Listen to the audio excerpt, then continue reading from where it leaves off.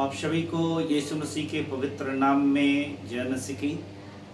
मेरे प्रियो, जैसा कि आज आप जान रहे हैं कि अपने देश में जो स्थिति, जो हालात जो है मसीहियों के साथ में गुजर रही है, खास करके कुछ प्रदेशों में जैसे छत्तीसगढ़, राजस्थान, मध्य प्रदेश, उत्तर प्रदेश इत्यादि जगहों पर वो बहुत ही चिंतनीय है। आज देश में लोकतंत्र और संविधान कि अगर बात करें तो लोग लोकतंत्र को ताक पर रख करके चलने वाले हैं। मुझे किसी की सरकार से कोई शिकवा शिकायत नहीं होती है, परंतु वो सरकार जो निरंकुश हो, वो सरकार जो संविधान की उसकी मर्यादाओं को नहीं समझती, वे सरकार कभी भी किसी भी प्रकार से देश के लिए हितैषी नहीं हो सकती।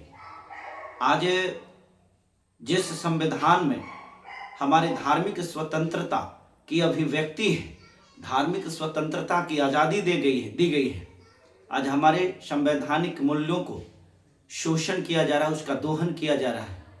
आज जो मसीही समाज के लोग हैं, जो यीशु मसीह के ऊपर विश्वास करते हैं, जो उसे अपना परमेश्वर मानते हैं, आज उनके लोगों के साथ में जिस प्रकार से विभत्स घटनाएं राज्यों में घट रही हैं वो काफ़ी ही चिंतनीय है।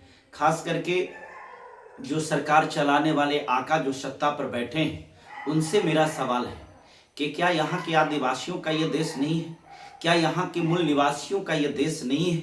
छत्तीसगढ़ जहाँ पर 30 से लेकर के 40% तक आबादी ये आदिवासियों का है, मूल निवासियों का है। ये देश तो आखिर इसी का है ना।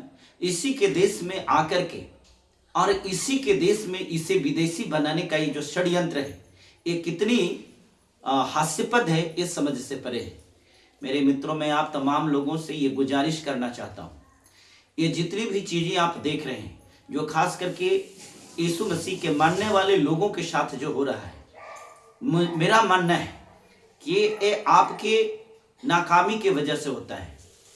परमेश्वर ने कहीं भी वचन में ऐसा नहीं लिखा हुआ है कि तेरे साथ कोई शोषण करता है, जुल्म करता है, तेरे ऊपर कोई अत्याचार करता है तो उस अत्याचार को सहो, ऐसा कहीं नहीं है। हाँ, बाइबल में प्रतिशोध के बारे में कहा गया है कि तुम प्रतिशोध ना लो, लेकिन बाइबल में कहीं भी प्रतिकार करने के बारे में ऐसा नहीं कहा कि तुम उसका प्रतिकार ना करो। क्या यीशु मसीह को जब क्रूस पर चढ़ाया जा रहा था, जब यीशु मसीह को इस बात का एहसास हुआ कि हमें क्रूस पर चढ़ाया जाएगा, मुझे मारा जाएगा, गाड़ा जाएगा और मैं रविवार के दिन पुनः जी उठूंगा, तो क्या यीशु मसीह एकांत में जाकर पहाड़ पर प्रार्थना नहीं किया, हे प्रभु मुझे क्षमा कर, हे परमेश्वर, क्या उन्होंने प्रार्थना किया, हे परमेश्वर ये दुख का कटोरा टल जाए परंतु फिर भी तेरी इच्छा पूरी हो?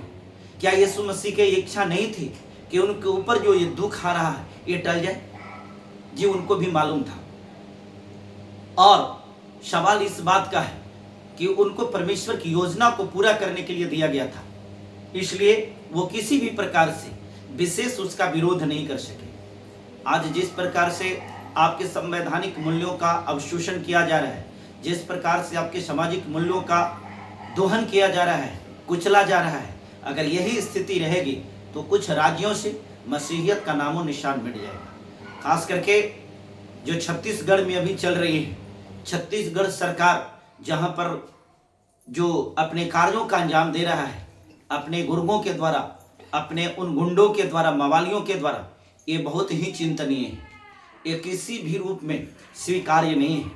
मैंने क्रिश्चियन फोरम के अध्यक्ष अरुण पन्नालाल जी का भी बयान को मैंने सुना है, जिसमें उन्होंने अपनी लाचारगी को व्यक्त कर रहे हैं, क्योंकि सवाल इस बात का है कि आखिर उनके पास में क्या विकल्प हो सकता है।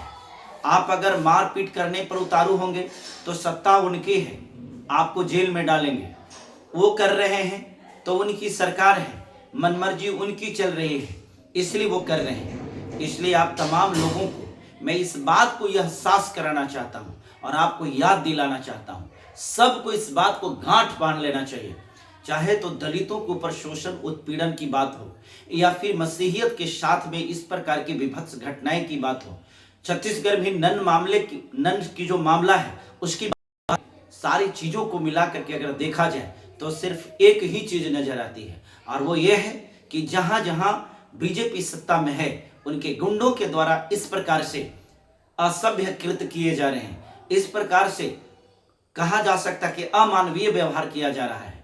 दोस्तों, ये समय आ गया है कि आपको धार्मिकता से के बाद भी, धार्मिकता के साथ साथ आपको राजनीतिक अधिकारों को भी समझना पड़ेगा।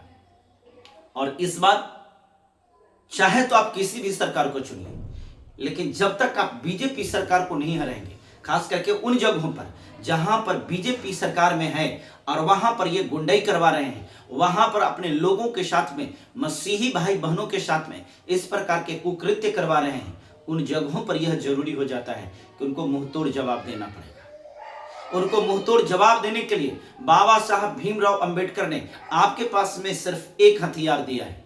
यूं तो हथियार बहुत सारा दिया था, लेकिन एक हथियार जो कारगर है, जिसे आज भी इलेक्शन कमीशन के द्वारा आप देख रहे हैं कि वोट चोरी के माध्यम से आपके फंडामेंटल वोट्स का राइट को भी वो कुचलने का प्रयास कर रहे हैं। मेरे दोस्तों, समय रहते भर में अगर आप नहीं जागे तो मैं आपको स्पष्ट कर देना चाहता हूं कि फिर वो दिन बहुत दूर चले जाएंगे जब आपके पास में उनके गुलाम बनने के सिवाय आपके पास में कुछ नहीं रहेगा। मैं डंके की चोट पर कहता हूं, अगर आपके अंदर में ये सामर्थ्य होगी, अगर आपके अंदर में यूनिटी होगी, आपके अंदर में अगर जागरूकता होगी, तो मैं पक्का कहता हूं कि इस बार उन तमाम राज्यों में बीजेपी की जो सरकार है उसको अपदस्थ करना ही होगा, उसे हराना ही होगा। मैं एक धर्मगुरु होकर के ये बात को इसलिए कह रहा हूं कि जब मैं इस प्रकार के राज्यों में जो मसीही लोगों के साथ में, मसीह भाई बहनों के साथ में जो ये चीज चल रहा है, ये देख करके हृदय कभी कभी कांप उठता है और मैं सोचता हूं काश मैं उस जगह पे हुआ होता। मेरे प्रियो, बस आप लोगों से एक ही गुजारिश है, इस विषम परिस्थिति में सबको एक साथ मिल करके और मसीहियत की रक्षा के लिए काम करना पड़ेगा। ये मेरा संदेश उन लोगों के लिए है जो अपने ही लोगों के पांव खींचने में लगे हुए होते हैं, उन लोगों के लिए है, सबके लिए यह संदेश है। आज यहाँ पर मसीहियत बचाने का नहीं बल्कि मानवता की रक्षा करने का अभियान है। मसीहियत मानवता है, इंसानियत है। मसीहियत कोई धर्म नहीं है, यह एक विचारधारा है। क्रिश्चियनिटी कोई धर्म नहीं है, यह एक विचारधारा है। बहुत सारे लोगों के अंदर में कुतर्क होती है, जिसके पास में कोई ज्ञान नहीं होता है, उल्टा सीधा ज्ञान के द्वारा कुतर्क दिए होते हैं। आज मैं चैलेंज करता हूं, जो अपने आप को बीजेपी, आरएसएस, बजरंग दल के गुंडा है, मैं उनको चैलेंज करता हूं कि आप मेरे सामने 10 मिनट बैठ करके मेरे साथ में तर्क में तुम आ जाओ। अगर तेरे को मैं पानी नहीं पिला दिया तो फिर तो मेरे को कह देना। आज जो कह रहे हो, किस धार्मिकता की बात करते हो? किस धार्मिकता की बात करते हो? उसी धार्मिकता की बात करते हो जिस रामायण में इस बात को लिखा है कि जब रामचंद्र जी जा रहे थे तो सबरी मुसहरनी का जूठा बेर खाया था। ये प्रेम को दर्शाता है, ये प्रेम की बातें कहता है। क्या तुम्हारा प्रेम यही है? मसीही भाई बहनों के साथ में जिस प्रकार के कुकृत्य कर रहे हो, तेरे को कहीं भी जगह नहीं मिलेगा। आज इस अदालत में तेरी सरकार है, तुम्हें क्षमा कर दे, तुम्हें कुछ न बिगाड़े, लेकिन याद रखना, इस राज्य के अलावे भी एक राज्य है। वो राज्य दुनिया का राज्य है, वो राजाओं का राजा का राज्य है। जब उस सिंहासन के करीब पहुंचोगे, तेरे पास में जवाब देने के लिए एक शब्द नहीं बचेगा। आज मैं हाथ जोड़ करके प्रत्येक लोगों से, आप सभी से गुजारिश करना चाहता हूँ, मेरे प्रिय जितनों भी मसीह के अनुयायी हैं, जितने भी विचार के लोग हैं, इस वीडियो को जन जन तक पहुंचाने में मदद।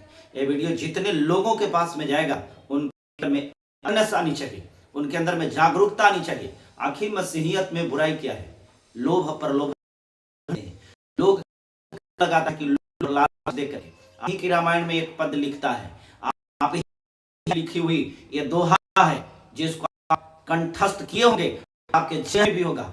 और सुनिए क्या आपके बारे में लिखा है, इसके बारे में बताया गया है, उसके बारे में हम आपको इस दोहा के द्वारा अवगत कराना चाहते हैं और बताना चाहते हैं। शुर नर मुनि सबके यही रीति, स्वार्थ लागी करहि सब प्रीति। कहाँ लिखा हुआ है? क्या ये रामायण की वाक्य नहीं है? क्या रामायण का दोहा नहीं है? सुर नर मुनि, सुर माने देवता, नर माने मनुष्य, चुर नर मुनि, मुनि के मतलब साधु संत, सबके यही रीति, स्वार्थ लागी करहि सब प्रीति। बिना स्वार्थ के कौन प्रीति करता है?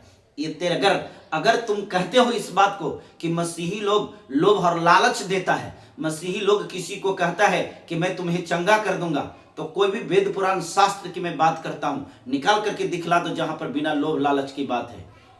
एक माँ अगर अपने बच्चों को दूध पिलाती है ना, उसमें भी स्वार्थ होता है। जिस परिप्रेक्ष्य में बाबा साहब ने संविधान बनाया था, उस संविधान में उनकी परिकल्पना थी कि कोई व्यक्ति गरीबों को दबा करके, कुचल करके, लोभ लालच दे करके, प्रलोभन दे करके, रुपया पैसा दे करके, झांसा दे करके उसको किसी दूसरे धर्म में कन्वर्ट ना कर दे। उनका विचारधारा यह था। आज उन्हीं की विचारधारा को कुचल करके और उन्हीं के लोगों के साथ में इस प्रकार के कर रहे हैं। आज जब हिंदुत्व की बात आती है, मैं चैलेंज के साथ कहता हूं, कोई भी व्यक्ति, कोई भी रामायण महाभारत काव्य कोई भी में कहीं भी हिंदू शब्द को दिखा दीजिए, आपका कोई हिंदू धर्म नहीं है, कोई हिंदू धर्म नहीं है। मैं डंके की चोट पर कह रहा हूं। अब अगर किसी के पास में इसका प्रूफ एविडेंस मिलता है तो थोड़ा मेरे पास में भेज देना, तब मैं जानूं कि हाँ हिंदू भी कोई धर्म है। ये बचपन से भी पढ़ाया गया है। तो जब बाहर से लोग आया था, पारसी लोग आया था, तो सिंध नदी को हिंद बोलता था, उसका उच्चारण सा कहा होता था, और उसी वजह से वो सिंध नदी के किनारे पर बसे हुए देश को वो लोग हिंदी कहता था, और वहां पर के आसपास के लोगों को हिंदू कहता था। और आज ये हिंदू धर्म बन गया। हिंदू धर्म कभी भी, कोई भी धर्म कभी भी लोगों को इस प्रकार के अमानवीय व्यवहार करने के लिए नहीं बताता है जिस प्रकार के इन गुंडों के द्वारा किया जाता है। मेरे प्रियो, बस जरूरत है आपको एक होने का और धैर्य बना करके रखने का, हिम्मत बना करके रखने का। परमेश्वर आपके साथ है। मैं डंके की चोट पर कह रहा हूं कि परमेश्वर आपके साथ है। ये जितने भी अपनी एड़ी चोटी लगा ले, मैं लिख करके दे सकता हूं। इस बार 2029 में भाजपा की सरकार केंद्र में नहीं बनी, और कई प्रदेश में जहां पर ये हैं वहां से साफ हो रहे हैं। ये मेरी भविष्यवाणी है। इस मेरे प्रोफेसी को आप नोट कर लीजिए।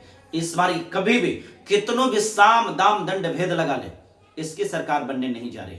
और याद रखना, उन गुंडों को मैं बता रहा हूं कि तुम जो आज अपने आप को बाहुबली बनते चल रहे हो ना, जिस दिन इसकी सत्ता समाप्त हो जाएगी ना, तुम नजर नहीं आओगे कि इस बिल में ढुक जाओगे ना, तेरी कोई औकात उस समय नहीं दिखेगी। दोस्तों, इस वीडियो में इतना ही, लेकिन आपसे मेरा गुजारिश है, मैं एक विचारधारा को बढ़ाना चाहता हूं जो इंसानियत है।